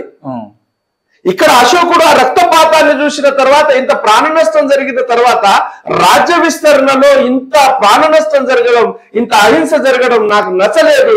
ధమ్మ విజయమే గొప్ప విజయం కాబట్టి నేను యుద్ధాన్ని వీడుతున్నానని తన గురువు దగ్గర ఆ మొత్తం అస్త్రశస్త్రాలను శుభ్రంగా నీటితో కడిగే వేసిన రోజు. ఓకే, ఈరోజు మీరు కల్చరల్ కౌంటర్ రివల్యూషన్ లో భాగంగా ఏం చేస్తున్నారు? దాన్ని ఆయుధ పూజ చేస్తున్నారు, ఆయుధ పూజ చేస్తున్నారు. పోలీస్ స్టేషన్లో తుపాకులు కూడా పూజ. అది కూడా ఎందుకు? ఇప్పుడు ఆర్టికల్ 28 ఇది మత ప్రమేయం లేని రాజ్యం అండి. అవును. మతం అనేది ఇండివిజువల్ ఇంట్రెస్ట్. మతాన్ని అనుసరించకని రాజ్యాంగం చెప్పట్లేదు. నీ మతం నీ దగ్గర, నీ మతం నీ ఇంటి వద్ద. ఈ రాజ్యం అనేది, ఈ యూనియన్ ఆఫ్ స్టేట్ అనేది మత ప్రమేయం లేనిటువంటి స్టేట్ ఇది. దీంట్లో ఎటువంటి మతానికి ప్రమేయం ఉండకూడదని చెప్తుంది. నా ఇంట్లో నేను ఏమైనా చేసుకోవచ్చు, నాకు ఆ రైట్ రాజ్యాంగం ఇస్తుంది. కానీ ఆర్టికల్ 28 లో ప్రభుత్వ సంస్థల్లో ఎటువంటి మత ప్రమేయం జోక్యం చేసుకోకూడదని చెప్తున్నారు. ఓకే. ప్రభుత్వ సంస్థలు ఈరోజు ఆయుధ పూజ చేయడము ఇది రాజ్యాంగ ఉల్లంఘన కాదా? అయితే రాజ్యాంగం అంటే ఎప్పటి నుండో చేస్తున్నారు కదా. ఖచ్చితంగా రాజ్యాంగ ఉల్లంఘన అవుతుంది. దీనికి మహారాష్ట్రలో ఉన్నటువంటి సెక్యులర్ ఫోరం మూవ్మెంట్ ను నడుపుతున్నటువంటి ఒక మాజీ పోలీస్ అధికారి దీని మీద కోర్టుకు వెళ్ళాడు. చాలా రకాల ప్రదేశాల్లో ఈ ఆయుధ పూజను ఆపాడు ఆయన. ఓకే. మీరు కూడా రేపు కోర్టుకు వెళ్ళొచ్చు. ఓకే. మీరు డైరెక్ట్ హైకోర్టులో పిటిషన్ ఫైల్ చేయవచ్చు. ఆర్టికల్ 28 కు భిన్నంగా ప్రభుత్వ సంస్థల్లో వీళ్ళు ఆయుధ పూజ చేస్తున్నారు, ఒక మతానికి సంబంధించిన పూజ చేస్తున్నారు అని మీరు పిటిషన్ ఫైల్ చేయవచ్చు. అంటే చూడండి, మీకు రాజ్యాంగం వద్దని చెప్తున్నా, ప్రభుత్వ సంస్థలు ఎటువంటి మత ప్రమేయం ఉండకూడదని చెప్తున్నా, నేడు మీరు చట్టాన్ని కాపాడాల్సినటువంటి డిపార్ట్మెంట్ లో ఆయుధాలు పెట్టుకొని పూజ చేయడం దేనికి సంకేతం? ఆ రోజు జంతు బలిస్తున్నారు. చూడండి ఎంత కల్చరల్ కౌంటర్ రివల్యూషన్ అంటే, ఆ రోజు హింసను విడనాడి అహింసా మార్గంలో ధమ్మ విజయమే ఈ సృష్టిలో, ఈ సంసారంలో అతి గొప్ప విజయం అని ప్రకటన చేసిన అశోక విజయదశమి రోజున మీరు ఏం చేస్తున్నారు? జంతు బలి ఇచ్చేసి ఆ రక్తాన్ని మీ ఆయుధాలకు పూస్తున్నారు, ఆ రక్తం ద్వారా పూజలు చేస్తున్నారు. ఓకే. ఇది రాజ్యాంగానికి వ్యతిరేకము. చరిత్రలో అయితే ఎటువంటి అంశమే లేదు దానికి సంబంధించింది. చరిత్రలో అయితే ఎటువంటి అంశమే లేదు. ఇక దుర్గాదేవి స్టోరీ మీరు అటు రాసుకుంటూ వచ్చారు. బౌద్ధ సాహిత్యంలో అది ఎక్కడ వస్తుంది? అశోకుడు అదే రోజు ఎందుకు తీసుకున్నాడు? అదే రోజు ఆ నిర్ణయం ఎందుకు తీసుకున్నాడు? పాటలిపుత్ర మైదానంలో విజయదశమిని ఎందుకు జరిపాడు? యుద్ధ నీతిని విడనాడి, హింసను విడనాడి, రక్తపాతం నా రాజ్యంలో జరగకూడదు. దీని మూలంగా చాలా మంది నష్టపోయారు. అనేక మంది తల్లులు తమ బిడ్డల్ని కోల్పోయారు. అనేక మంది నా చెల్లెలు తన భర్తల్ని కోల్పోయారు. అనేక మంది చెల్లెలు తన అన్నల్ని కోల్పోయారు. కాబట్టి ఈ యుద్ధాన్ని నేను వీడి నేను బౌద్ధ మార్గంలో ధమ్మ జీవన విధానంలో జీవిస్తానని ఈ మొత్తం ఆయుధాలను శుభ్రంగా నీటితో కడిగి తన గురువు మొగలిపుత్తు తీసు పాదాల దగ్గర ఆయుధాలు పెట్టేసి బుద్ధం శరణం గచ్చామి అని స్వీకరించిన రోజు ఆ రోజు. ఓకే. పాటలిపుత్ర మైదానంలో జరిగినటువంటి ఈ చర్యను ఆ రోజు వచ్చినటువంటి విదేశీ స్కాలర్స్ పాహియాన్ అయినా, హుయాన్సాంగ్ అయినా, ఇచ్చింగ్ అయినా ఆ సందర్భాన్ని నోట్ చేశారు. ఇది 2వ ధమ్మ చక్క ప్రవర్తన దివస్ అని అన్నారు. మొదటిది సారనాథుల బుద్ధుడు ధమ్మం యొక్క చక్రం గతిమానం అవ్వడము, ధమ్మ జీవన మార్గము గతిమానం చేయడము. మొదటిది సారనాథ్లో 5గురు భిక్షులతో బుద్ధుడు చేస్తే, రెండవది పాటలిపుత్ర మైదానంలో అశోకుడు చేశాడు అని అంటున్నారు. దాని సందర్భం బౌద్ధ సాహిత్యంలో ఎక్కడ వస్తుందంటే, ఇప్పుడు దుర్గాదేవి పరిస్థితి వచ్చింది. చాలా మంది మీరు మాట్లాడేటప్పుడు దుర్గాదేవి లేదు, ఆర్కియాలజికల్ ఎవిడెన్సెస్ ఉన్నాయి కదా, రకరకాల ప్రాంతాల్లో బండల మీద చెక్కినటువంటి దుర్గాదేవి బొమ్మలు ఉన్నాయి కదా అని అంటున్నారు. అయితే రీసెంట్లీ కరోనా ప్రాంతంలో బీహార్ ఒక ప్రదేశంలో సేమ్ దుర్గాదేవిని పోలినటువంటి కింద ఒక రాక్షసుని త్రిశూలంతో పొడుస్తున్నట్టు ఒక 8 భుజాలను కలిగి ఉండి, ప్రతి చేతిలో రకరకాల ఆయుధాలను కలిగి ఉండి, ఇక్కడ వీళ్ళ సాహిత్యంలో ఏం రాస్తున్నాడు వీడు ఆయుధాలు? ఈ 3 త్రిమూర్తులు ఇంద్రుడు ఎప్పుడైతే వాళ్ళ కాంప్లీట్ చేశాడో, కోపానికి లోనైనప్పుడు వాళ్ళ కోపం నుండి, వాళ్ళ తేజస్సు నుండి కాంతి జనించింది. ఆ కాంతి నుండి ఎవరు జనించారు? శక్తి స్వరూపిణి జనించింది. ఆమెనే దుర్గా మాత లేదా దుర్గాదేవి అంటున్నారు. ఆ దుర్గాదేవి యొక్క నిర్మాణం ఎలా జరిగింది? ఆ దుర్గాదేవి యొక్క నిర్మాణము ముఖం అనేది శివుడి ద్వారా, భుజాలనేవి విష్ణువు ద్వారా, పాదాలు బ్రహ్మ ద్వారా నిర్మాణమైనవి. త్రిమూర్తుల సంగమం కదా అది. దాని తర్వాత శివుడి యొక్క శూలం ఆయుధమై, విష్ణు యొక్క చక్రం ఆయుధమై, ఇంద్రుడి యొక్క వజ్రాయుధం ఆయుధమై, దాని తర్వాత వరుణుడి యొక్క పాశం ఆయుధమై, బ్రహ్మదేవుడి యొక్క కమండలం ఆయుధమై, హిమమంతుడి యొక్క సింహం వాహనంగా మారి శక్తి స్వరూపిణి జనించింది అని అంటున్నాడు. ఇక్కడ బౌద్ధ సాహిత్యంలో వజ్రయాన బౌద్ధంలో తారాదేవి యొక్క రూపాలు ఉన్నాయి.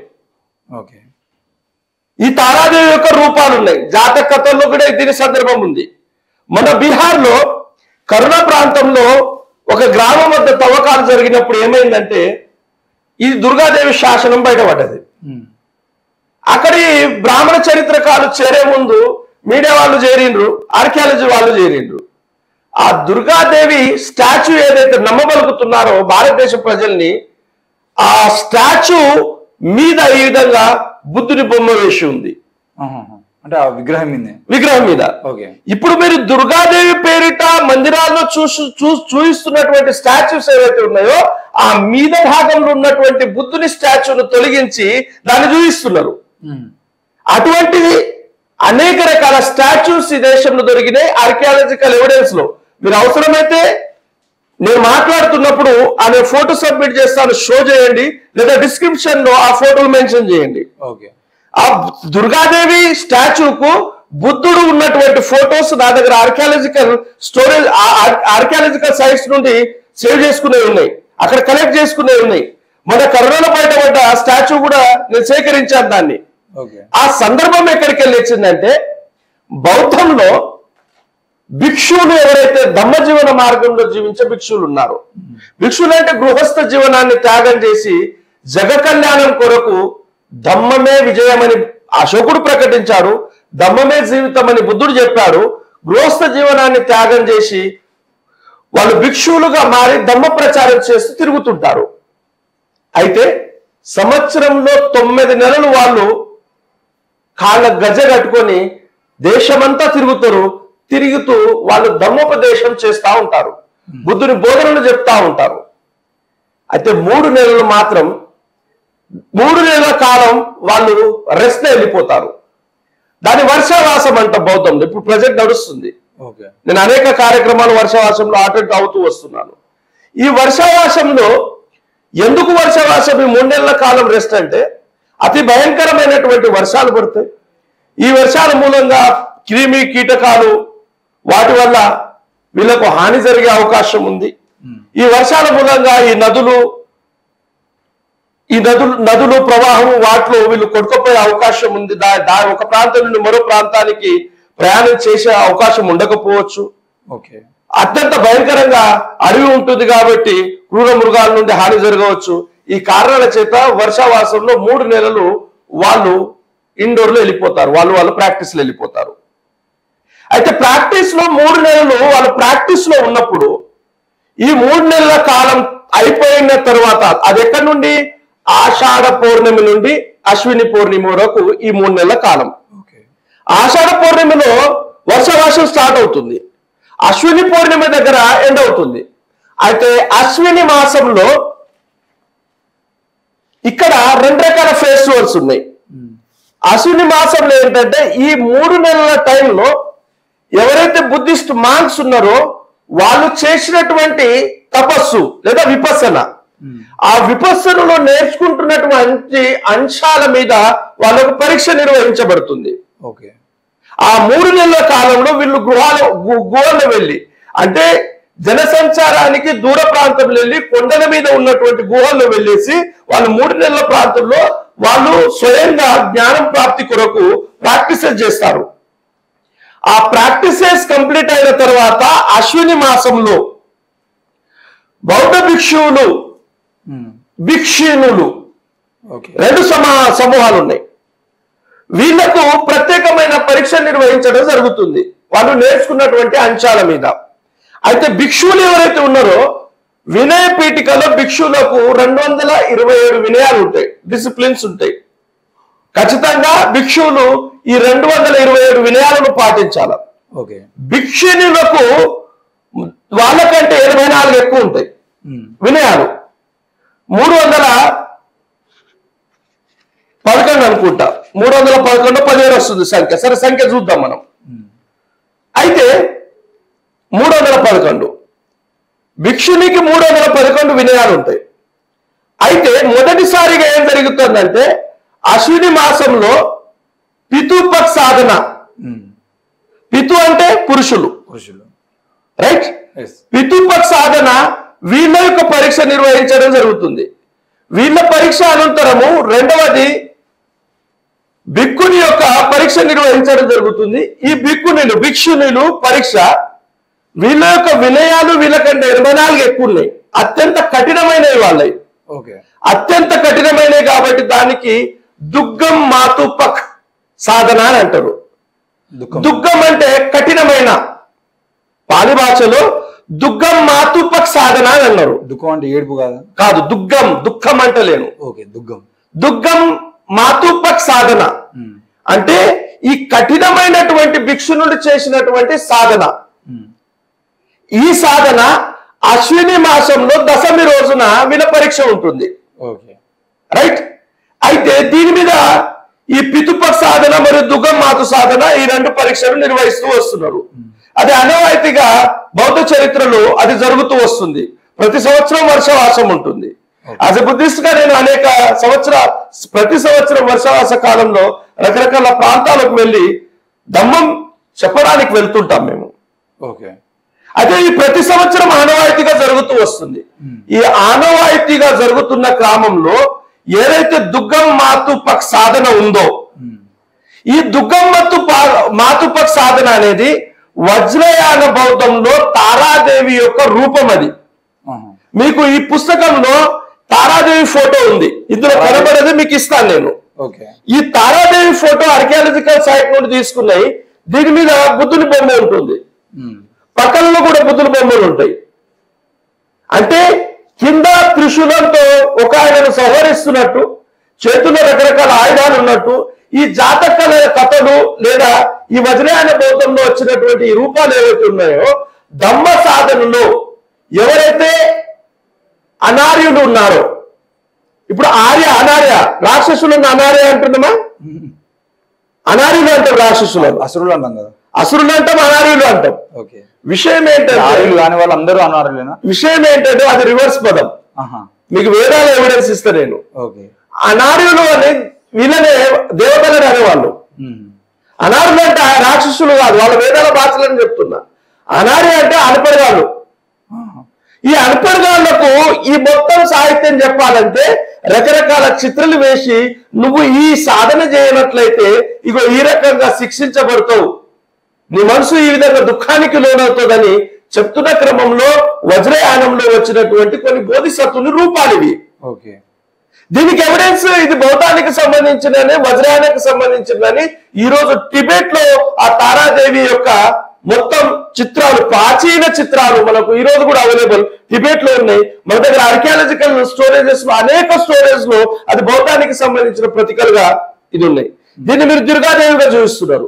ఈ దుర్గాదేవిగా చూపిస్తున్న క్రమంలో ఇదేమైంది? దుగ్గం మాతుపక్ సాధన. ఆ రోజు పరీక్ష ఉంది కదా, ఈ దుగ్గం మాతుపక్ సాధన ఏమైందంటే దుర్గా మాత సాధన అయింది. దుగ్గం అనే పదము సంస్కృత భాషలో సంస్కరించినప్పుడు దుర్గా అయింది.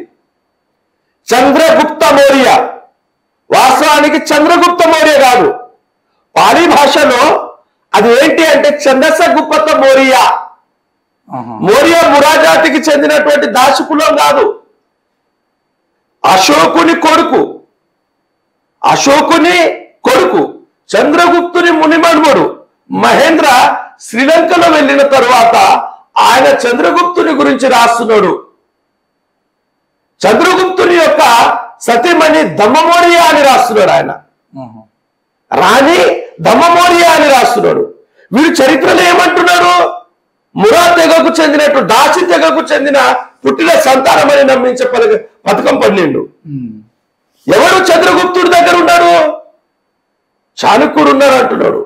చాణక్యుడు విద్యల ద్వారా నందవంశాన్ని ఓడించి సామ్రాజ్యాన్ని స్థాపించినట్టుడు. చంద్రగుప్తుని దగ్గర మొగస్తనీస్ అనే గ్రీక్ రాయవారు ఉన్నాడు. ఆయన రాసుకోవాలి కదా చాణక్యుడు ఉన్నాడని. ఆయన రాసుకోలేదు. చంద్రగుప్తుడి శాసనాలు ఎక్కడ కూడా చాణక్యుడు ఉన్న ఆధారాలు లేవు. చంద్రగుప్తుడు ఆ రోజు మాట్లాడింది పాలి భాషలో, ప్రాకృత భాషలో, రాసిందేమో దమ్మలిపిలో. చాణక్యుడు సాహిత్యం అంతా సంస్కృతంలో. ఇప్పుడు కనీసం లాజిక్ చిక్కాలా? ఒక మాట మాట్లాడుతున్నా దానికి కంపల్సరీ మాట మాట్లాడుతున్నామంటే ఎవిడెన్స్ ఇవ్వాలి కదా.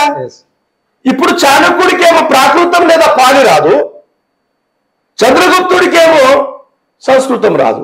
అంటే అప్పుడు సంస్కృతం పుట్టలేదు. ఇప్పుడు చాణక్యుడు అతని గురువు అంట, నందవంశానికి ఛాలెంజ్ చేసిండంట. ఇప్పుడు ఈ సినిమాలలో సీరియళ్లలో మీరేం చేస్తున్నారు? మీ భ్రమణతో రాసినటువంటి ఆ చరిత్రను నిరూపించే ప్రయత్నం చేస్తున్నారు. మీ అబద్ధాల చరిత్రను ప్రజల మీద రుద్దే ప్రయత్నం చేస్తున్నారు. దృశ్యాల మాధ్యమంలో మీ అబద్ధాల చరిత్రను, మీ భ్రమణ చరిత్రను ప్రజల మీద రుద్దే ప్రయత్నం చేస్తున్నాడు. అసలు చరిత్రలో చాణక్యుడే లేడెక్కడ? ఆయన ఆస్థాన గ్రీకు రాయబారి మగస్తనీస్ ఉన్నాడు. ఆయన రాసిన గ్రంథమాల దగ్గర ఉంది. చాణక్యుడు ఎక్కడ ఉన్నట్టు లేదు కదా. చాణక్యుడు తక్షశిలను చదువుకున్నాడని నువ్వు రాస్తే తక్షశిల యొక్క మొత్తం రికార్డ్స్ లో అసలు చాణక్యుడు చదివినట్టు ఎక్కడ లేదు. అసలు సంస్కృతం అప్పుడు పుట్టనే లేదు. మీరు అట్లా గమనించారు. ఆ చంద్రగుప్త మౌర్య ఏ విధంగా అయితే సంస్కరించి సంస్కృతంలో చంద్రగుప్త మౌర్య అంటున్నామో అట్లా ఆ దుర్గం అనే పదం దుర్గాగా అయింది. దుర్గా మాతా సాధన. ఇక్కడ ఏముంది? మాతృపక్షంలో వీళ్ళు ఏం చేస్తున్నారు? దుర్గం మాత సాధన. దీన్ని దుర్గామాత సాధనగా తీసుకొచ్చారు. అని ఇప్పుడు ఉన్నటువంటి దుర్గామాత పూర్తిగా అప్పటి బౌద్ధంలో దీనికి ఎవిడెన్స్ ఉంది. ఇది జరిపినటువంటి ఎవిడెన్స్ ఉంది. శాసనాలు ఉన్నాయి, ఆర్కియాలజికల్ ఎవిడెన్స్ ఉన్నాయి. ఆ దుర్గమాత సాధన అశ్విని మాసం దశమి రోజున జరుగుతుంది. అది పితృపక్షం ఎక్కడ జరుగుతుంది? పితృపక్ష సాధన అశ్విని మాసం పాడ్యమి రోజున, అంటే మొదటి రోజున జరుగుతుంది. ఈ మొదటి రోజు నుండి ఇక్కడ వరకు 9 రోజుల వరకు ఇది పితృపక్ష సాధన. అంటే వాళ్ళు చేసినటువంటి సాధన, వాళ్ళ యొక్క ఎక్స్పీరియన్సెస్, నేర్చుకున్న అంశాల మీద పరీక్ష నిర్వహించబడుతుంది. అదే దశమి రోజున, అశ్విని మాసం దశమి రోజున, అంటే వర్షావాసం సమాప్తమయ్యే ముందు ఇది జరుగుతుంది. అంటే ఈ విషయంలో బతుకమ్మ కూడా ఈ 9 రోజుల పాటు చేస్తూ ఉంటారు కదా, దానికి ఉన్న మరి బౌద్ధానికి ఏమైనా సంబంధాలనే? వాస్తవానికి బౌద్ధానికి సంబంధం ఉంది దానికి కూడా. అయితే అక్కడ ఏం జరుగుతుంది అంటే, మీరు రైతుల దగ్గర వెళ్ళేసరికి అది రైతుల యొక్క ఫెస్టివల్. అది బతుకమ్మ అనేది ఏ మతానికి, ఏ కులానికి, ఏ ప్రాంతానికి సంబంధించినటువంటి ఫెస్టివల్ కాదు. అది రైతులకు సంబంధించిన ఫెస్టివల్. ఈ కాలం వరకు ఒక రకమైన పంటలన్నీ తీసేస్తారు. మీరు చూస్తారు, పప్పు ధాన్యాల్లోని పెసర్లు కావచ్చు, అదేవిధంగా మినుములు కావచ్చు, బెబ్బర్లు కావచ్చు, ఇవన్నీ పంటలు చేతుకు అందుతాయి. ఈ పంటలన్నీ చేతుకు అందిన తర్వాత నెక్స్ట్ పంటల్లోకి వెళ్ళిపోతారు. అప్పుడు వాళ్ళు సంతోషంతో ఆ పంటలకు సంబంధించిన చిహ్నాలని ఇది చేసుకొని వాళ్ళు ఆడుకుంటారు, పాడుకుంటారు. అది ఒక సంస్కృతి పరంగా వచ్చింది. అది ఒక మతానికి సంబంధించింది కాదు. ఇక దానికి రకరకాల కథలు అలిమి దాన్ని కూడా రొమాంటిసైజ్ చేసి బ్రాహ్మణికల్ కల్చర్ లో తీసుకొచ్చే ప్రయత్నం చేసిండ్రు వీళ్ళు. అంత తప్ప ఇక్కడ బతుకమ్మకు పెద్దగా సాహిత్యంలో ఏం లేదు. అది రైతుల ఫెస్టివల్. అది రైతుల ఫెస్టివల్. ఆ పంటలకు సంబంధించిన ఎవిడెన్సెస్ ను, కొంత పంట మొక్కలను తీసుకొచ్చి వాళ్ళు ఆడుతూ పాడుతూ ఎంజాయ్ చేస్తారు అన్నట్టు. ఇది దసరా మీద బౌద్ధంలో ఉన్నటువంటి ఎవిడెన్సెస్ ఇన్ని ఉన్నాయి. అంటే జమ్మి చెట్టుకు సంబంధించిన విషయంలో అందరూ ఆ రోజు జమ్మి ఆకు తీసుకొచ్చుకోవడం కానీ, జమ్మి చెట్టు పూజలు చేయడం కానీ, అది అంటే ఆయుధాలు పెట్టిర్రు, పాండవులు ఆయుధాలు పెట్టి పూజించి మళ్ళీ వచ్చిన తర్వాత ఆయుధాలు తీసుకుంటారు కాబట్టి ఆ జమ్మి చెట్టుకు అంత విలువ ఉన్నది అని చెప్పేసి వాళ్ళు అంటా ఉంటారు. దీన్ని బౌద్ధంలో ఇట్లా తీసుకో. బౌద్ధంలో వాస్తవానికి ఒక సందర్భం ఏముందంటే, బుద్ధుడు జేతవనంలో ఉన్నప్పుడు బుద్ధుని యొక్క కజిన్ బ్రదర్స్ ఎంతమంది అయితే ఉన్నారో, ఆనందుడు, దేవదత్తుడు, వీళ్ళందరూ, అనిరుద్ధుడు, వీళ్ళందరూ ఏం చేస్తారంటే, మేము కూడా బౌద్ధ మార్గంలో వెళ్తాము, మేము కూడా ధమ్మదీక్ష తీసుకుంటామని వాళ్ళు రాజ్యాన్ని రాజవైభోగాలను అన్నిటిని త్యాగం చేసుకొని వాళ్ళు బయలుదేరుతా ఉంటారు. ఓకే. ఆ జేతవత వనానికి సమీపంగా చేరుకున్నప్పుడు ఒక కుర్రాడు వాళ్ళకి కనబడతాడు. ఆ కుర్రాడు క్షవరం చేసేవాడు. ఓకే. అంటే కటింగ్ నిర్వహించాడు. అప్పుడు కులం పుట్టలేదు, వృత్తులు మాత్రం ఉన్నాయి. అయితే క్షవరం చేస్తున్న పిల్లగాడు ఆ పిల్లగాడిని పిలిచి, వీళ్ళు అనిరుద్ధ పిలిచి ఏమంటాడంటే, ఇక్కడ బుద్ధుడు ఉంటాడు, జేతవనం ఉంటుంది, ఎక్కడ అని అడుగుతాడు. అడిగినప్పుడు ఆ కుర్రాడు పదండి నేను చూపిస్తానని వాడు ఎంబడి వెళ్తాడు. ఎంబడి వెళ్ళినప్పుడు వీళ్ళందరూ రాకుమారులు, బుద్ధుని కజిన్స్ అందరూ రాజకుటుంబం కాబట్టి రాకుమారులు. వీళ్ళ ఒంటి మీద ఉన్నటువంటి ఆభరణాలన్నీ కూడా ఆ కుర్రాడికి అప్పజెప్పి, ఇప్పుడు మాకు దీనితో పని లేదు, మేము బౌద్ధ జీవనం జీవించబోతున్నాము, ఇది నువ్వు తీసుకెళ్ళు అని అంటారు. బంగారు ఆభరణాలు నువ్వు తీసుకెళ్ళు అని అంటారు. ఆయన ఒక బట్టలో మూట కట్టి సంతోషంగా తీసుకెళ్తాడు. తీసుకెళ్తున్న క్రమంలో ఆయనకు ఆలోచన వస్తుంది, వీళ్ళ జీవితాలను త్యాగం చేసి ఒంటి మీద ఉన్న ఆభరణాలను మొత్తం నాకు ఇచ్చేసి వాళ్ళు వెళ్తున్నప్పుడు ఇది నేను తీసుకొని ఏం చేయాలా, అసలు నేను కూడా వెళ్తా, అదేంటో నేను కూడా తెలుసుకుంటా అని ఆ బంగారు ఆభరణాల మూటను ఓ చెట్టుకు గట్టేసి అతను కూడా వీళ్ళతో జాయిన్ అవుతాడు. అతని పేరు ఉపాలి. ఓకే. ఈ ఉపాలి ఆ తర్వాత కాలంలో బౌద్ధ సంఘంలో బౌద్ధుల యొక్క వినయాల మీద చర్చ వచ్చినప్పుడు బౌద్ధ భిక్షువులకు ఉన్నటువంటి 227 వినయాలను లిఖిత పూర్వకంగా రాసి దాని మీద చర్చించినటువంటి గొప్ప పండితుడు ఉపాలి. ఓకే. ఆ ఉపాలి సందర్భాన్ని దాని తర్వాత బౌద్ధులు ఏం చేశారంటే, అంటే బంగారాన్ని సైతం త్యాగం చేసి చెట్టు గట్టేసి ధమ్మ జీవితంలో వెళ్ళాడు కాబట్టి బంగారం కంటే విలువైనది ధమ్మ జీవితము. ఆ సంఘటనను ఆదర్శం తీసుకొని ఆ చెట్టుకు సంబంధించినటువంటి కొన్ని చిహ్నాలను తీసుకొచ్చి పెద్దవాళ్లకు పెట్టి దండం పెట్టే ఆచారం బౌద్ధంలో కనబడతా ఉంటుంది. ఓకే. ఆ సందర్భాన్ని వీళ్ళు ఎక్కడ జోడించారు, జమ్మి చెట్టు దగ్గర ఆయుధాలు కట్టేశారు, అది సర్పంగా మారింది. వాళ్ళ వనవాసం పూర్తయిన తర్వాత తిరిగి వచ్చారు. తిరిగి వచ్చిన తర్వాత ఆయుధాలు తీసుకున్నారు, కౌరవులతో యుద్ధం చేశారు, కౌరవుల మీద విజయం సాధించారు కాబట్టి విజయ ఉత్సవం అంటున్నారు. అసలు దానికి దీనికి ఎక్కడ పొంతన ఉండదు. ఇప్పుడు రావణుడు మీరు అంటున్నారు, దీనికి ఇంకో ఎగ్జాంపుల్ చెప్తా మీకు. రామచరిత్ మానస్లో రావణుడు చనిపోయిన సందర్భాన్ని మెన్షన్ చేయడం జరిగింది. అసలు ఇప్పుడు నేను చెప్పడం కాదు, నేను కామెంట్ చేయడం కాదు, వీళ్ళు రాసినటువంటి ఈ గ్రంథాల్లోనే వీళ్ళు ఎక్కడన్నారంటే రామచరిత్ మానస్లో రావణుడు చైత్య మాసంలో చంపబడ్డాడు. రామచరిత్ మానస్లో రావణుడు చైత్య మాసంలో చంపబడ్డాడు. అంటే ఈ దసరా, అంటే ఈ దశమి రోజు నేను రాసిన గ్రంథం కాదు కదా, నువ్వు రాసుకున్న గ్రంథమే కదా. నువ్వు రాసుకున్నటువంటి గ్రంథంలో రామచరిత్ర మానస్లో రావణుడు చైత్య మాసంలో చంపబడ్డాడు అన్నావు. ఇక్కడ దసరా ఏమో అశ్విని మాసం దశమి రోజు రావణుడు చంపాడని నువ్వు పండుగ చేస్తున్నావు. ఎంత ఇది కన్ఫ్యూజన్, అంటే ఎంత కాల్పనికం ఇది. వాడు రాసుకున్నటువంటి గ్రంథాలన్నీ రకరకాల కల్పితాలు ఉన్నాయి, రకరకాల డేట్స్ ఉన్నాయి. ఇక్కడేమో వాడు చైత్య మాసంలో రాముడు చంపబడ్డాడు అంటే మీరు ఇక్కడ ఏం చేస్తున్నారు, అశ్విని మాసం దశమి రోజున రావణుడు చంపబడ్డాడని పూజ చేస్తున్నారు. ఓకే. మీరు అంటున్నట్లు రావణాసురుని వధ కాదు, ప్లస్ అటు పాండవులు వనవాసం వెళ్ళొచ్చి మళ్ళీ వచ్చి తీసుకొని ఆయుధాలతోని యుద్ధం చేసి పాండవులను చంపింది కాదు, దుర్గామాత అవతారంలో ముగ్గురు బ్రహ్మ విష్ణు మహేశ్వరులు శక్తిని పుట్టించి ఆమె దుర్గామాతగా తీసుకొచ్చి ఆమె నరకాసురుడిని వధించింది కాదు, ఇదంతా కాదు, ఇవన్నీ కాల్పనికం అంటున్నాడు. మరి ఎందుకు బాబాసాహెబ్ అంబేద్కర్ అదే రోజున దసరా పండుగ రోజే బౌద్ధాన్ని స్వీకరించినట్టు? దీని సందర్భం నేను చెప్పడం కంటే రంగూన్, ఈరోజు బర్మా దేశంలో వరల్డ్ బుద్ధిస్ట్ కాన్ఫరెన్స్ జరుగుతూ ఉంది. ఓకే. వరల్డ్ బుద్ధిస్ట్ కాన్ఫరెన్స్ లో బాబాసాహెబ్ కు వాళ్ళు బోధిసత్వ అనే బిరుదుతో సత్కరించారు. వాస్తవానికి బుద్ధుని తర్వాత 3000 సంవత్సరాల తర్వాత ఆ బిరుదు దక్కించుకున్నటువంటి ఒక గొప్ప మేధావి ఎవరు అంటే బాబాసాహెబ్ అంబేద్కర్.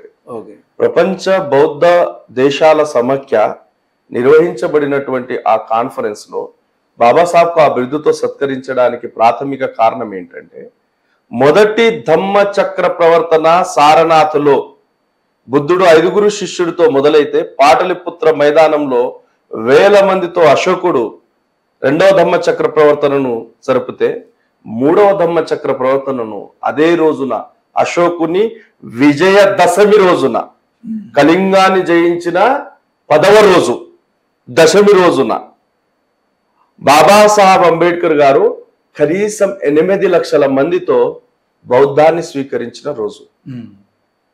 ఈ ప్రపంచంలో అరుదైన సంఘటన. ఈ ప్రపంచంలో ఇంత గొప్ప సంఘటన జరగలేదు. అది ప్రపంచంలో జీసస్ కు పాసిబుల్ కాలేదు, మొహమ్మద్ పైగంబర్ కు పాసిబుల్ కాలేదు, ఇంకా ఏ సాహిత్యంలో ఎక్కడ కూడా పాసిబుల్ కాదు. అంటే కన్వర్షన్ అనేది సుమారు 8 లక్షల మందితో ఆ కాలంలో బాబాసాహెబ్ అంబేద్కర్ గారు బౌద్ధ ధర్మాన్ని స్వీకరించడం జరిగింది.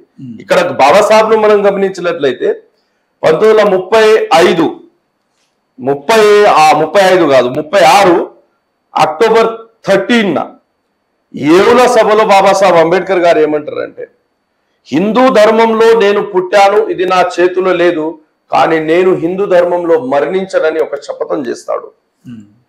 అక్కడి నుండి 20 సంవత్సరాలు మొత్తం కూడా అనేక ధర్మాలను పరిశీలన చేసిన తర్వాత బౌద్ధమే నా పూర్వ మతము, పూర్వ ధర్మము, బౌద్ధం ద్వారానే నా ప్రజలకు సమానత్వం, స్వేచ్ఛ, సోదరభావం స్థాపించబడుతుంది అని నమ్మి బాబాసాహెబ్ అంబేద్కర్ గారు నాగ్పూర్లో విజయదశమి రోజున 8 లక్షల మందితో బౌద్ధాన్ని తీసుకున్నారు. ఇక నాగ్పూర్లోనే ఎందుకు తీసుకున్నారంటే దానికో చరిత్ర ఉంది. నాగజాతి రాజులు పరిపాలిస్తున్న క్రమంలో అది కేంద్రం. ఓకే, అది కేంద్రం, అది రాజధాని. ఆ టైంలో ఆర్ఎస్ఎస్ కేంద్రం కాదది. ఓకే, నాగనది ప్రవహించేటటువంటి ఆ ప్రాంతంలో నాగజాతులు ఏటువంటి చరిత్ర కలిగి ఉన్న ప్రాంతం కాబట్టి ఆ నాగ నది ప్రవహిస్తున్నటువంటి ఆ నాగుల దేశంలో తిరిగి బౌద్ధానికి జీవం పోశారు బాబాసాహెబ్ అంబేద్కర్. ఓకే, దానికి చారిత్రాత్మకమైన ఎవిడెన్సెస్ ఉన్నాయి. ఏవుల సభలో చేసినటువంటి ఆ ఛాలెంజ్ ను ఫుల్ఫిల్ చేస్తూ బాబాసాహెబ్ అంబేద్కర్ గారు 8 లక్షల మందితో బౌద్ధ ధమ్మాన్ని స్వీకరించిన రోజు నేటికి అశోక విజయదశమి రోజున నాగ్పూర్ దీక్షా భూమి దగ్గర 50 లక్షలకు పైన దేశ విదేశాల నుండి జనం వస్తుంది. అఫ్ కోర్స్ ఈ మీడియా మతతత్వ మీడియా కాబట్టి అది చూపించడానికి ఇష్టపడదు, ఎక్కడ కూడా మీకు కనబడదు. కానీ ఈ రోజు డిజిటల్ మీడియా మాధ్యమంలో ఫేస్బుక్ ద్వారా కానీ, యూట్యూబ్ ద్వారా కానివ్వండి, ట్విట్టర్ ద్వారా కానివ్వండి, ఆ జనం చూస్తూ ఉంటే ఆశ్చర్యపోతారు. ఈ ప్రపంచంలో ఇంకో సంఘటన చెప్తా. ఎక్కడైనా దేవి దేవతల జాతర జరిగినప్పుడు అక్కడ తొక్కిసలాట జరిగి ప్రాణ నష్టం జరిగిన సందర్భాలు కనబడుతుంది. అవును, అక్కడ నుండి మీరు తావిత్తులు, దారాలు, కొబ్బరికాయలు, కుంకుమలు లాంటి అంధ విశ్వాసాన్ని ప్రోత్సహించేటటువంటి రకరకాల చిహ్నాలను మీరు ఇంటికి తీసుకొస్తారు. నాగ్పూర్ దీక్షా భూమిలో ఈ ప్రపంచంలోనే ఎక్కడ జరగని అంత పెద్ద లక్షల మంది జాతరలో కొన్ని కోట్ల పుస్తకాలు అమ్ముడుపోతాయి.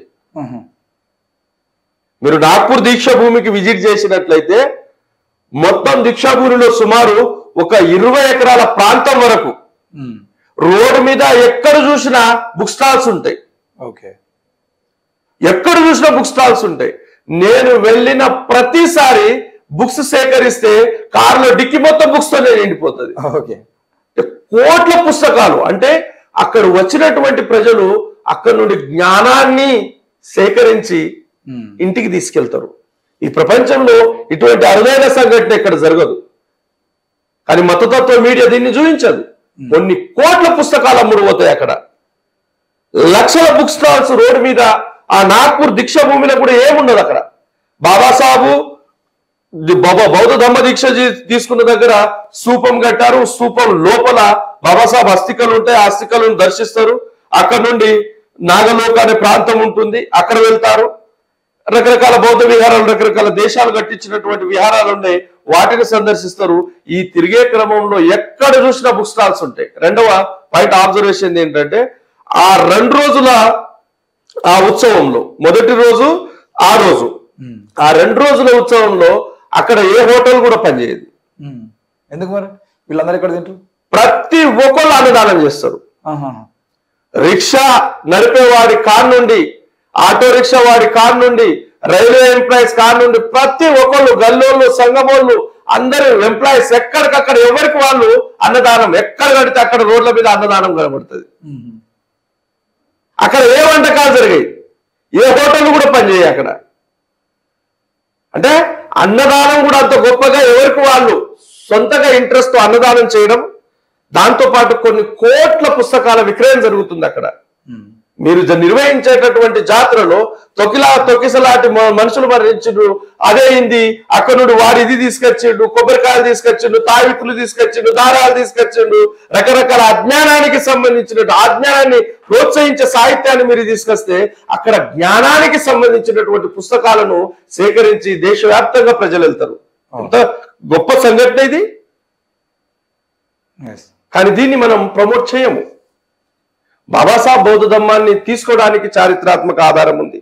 అశోకుడు విజయదశమి జరిపినటువంటి ఆధారము నేను చెప్పడం కాదు, చరిత్రలో ఉండడం కాదు, ఆర్కియాలజీలో ఉండడం కాదు.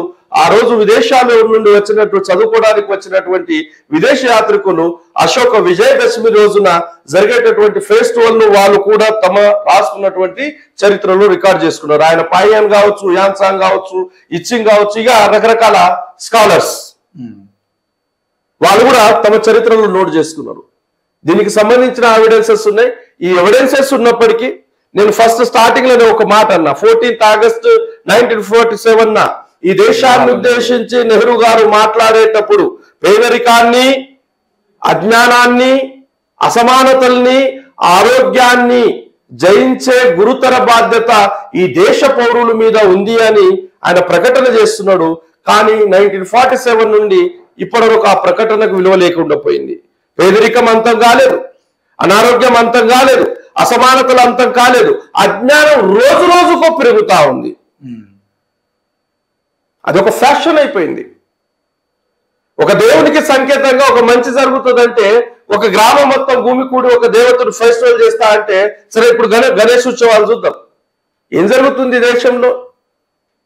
కోట్ల రూపాయల ధనాన్ని నీటి పాలు చేస్తున్నాం. కోట్ల రూపాయల ధనాన్ని నీటి పాలు చేసే హక్కు ఎవరిది? ఎవరి ధనం అది? ప్రజల ధనం.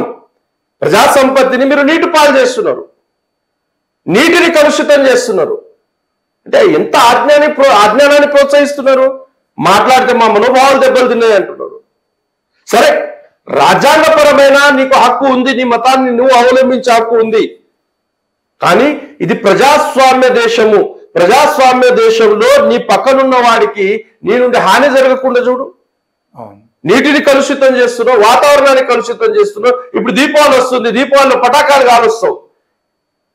నేటికే పొల్యూషన్ తో అత్యంత ప్రపంచంలో అత్యంత పొల్యూటెడ్ సిటీలో హైదరాబాద్ చేరింది. మీకు ఐడియా ఉందా?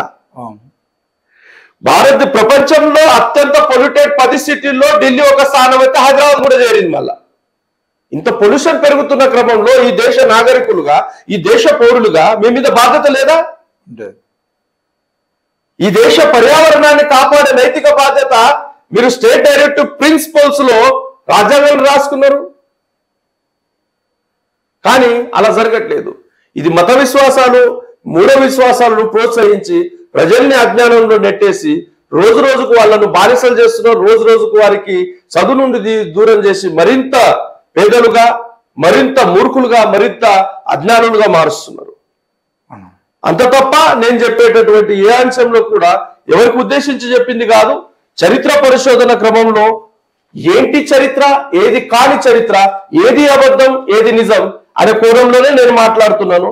ఒకవేళ మీరు చెప్పేది నిజమైతే నాతో వాదనకు ఎవరు వచ్చినా నేను దానికి సిద్ధంగా ఉన్నా. ప్రేమపూర్వకంగా మంచి వాతావరణంలో వాదించుకుందాం, నిరూపించుకుందాం. ఎవరు నిజం అనేది నిరూపించుకునే ప్రయత్నం చేద్దాం. దీని ఫలితంగా ప్రజలకు నిజాలు తెలిసే ప్రయత్నం చేద్దాం. ఓకే అన్న, థ్యాంక్ యూ.